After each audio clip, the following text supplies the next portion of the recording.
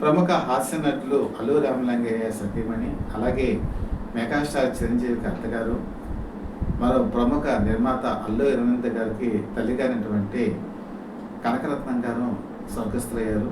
వారి ఆత్మకి శాంతి చేకూరాలని చెప్పి, అలాగే వారి కుటుంబాలకు కూడా ప్రగాఢ సానుభూతిని సత్యాబ్రత పీపుల్ లైవ్ టీవీ తెలియజేస్తుంది. ఈమె జీవితానికి సంబంధించిన కొన్ని ఆసక్తికర సంఘటనలు మేము ముందుంచుతాను. ఎక్కడ ఈ వీడియో స్కిప్ చేయకుండా చూడండి. మెగాస్టార్ చిరంజీవి సినీ ప్రయత్నాలు చేసేటువంటి తరుణంలో సుధాకర్ హరిప్రసాద్తో కలిసి ఒక రూమ్లో ఉండేవారు. ఆ పక్కన పూర్ణ పిక్చర్స్కి సంబంధించి ఒక మేనేజర్, ఆయన పేరు ఏంటంటే పురాణ శర్మ గారు. ఆయన ఏంటంటే ఈ డిస్ట్రిబ్యూషన్కి సంబంధించిన వ్యవహారాన్ని కూడా చూస్తుండేవారు. చాలామంది నటులు అవుదాం అనుకున్న వాళ్ళంతా ఈ దగ్గరికి వచ్చేవారు. అలాగే చిరంజీవి కూడా వాళ్ళ దగ్గరికి వెళ్ళి వాళ్ళతో పరిచయం అది పెంచుకునేవారు. ఇదే క్రమంలో ఆయన ఫిల్మ్ ఇన్స్టిట్యూట్లో చదువుతుండగానే పునాది రాళ్ళు అనేటువంటి సినిమాలో అవకాశం వచ్చింది.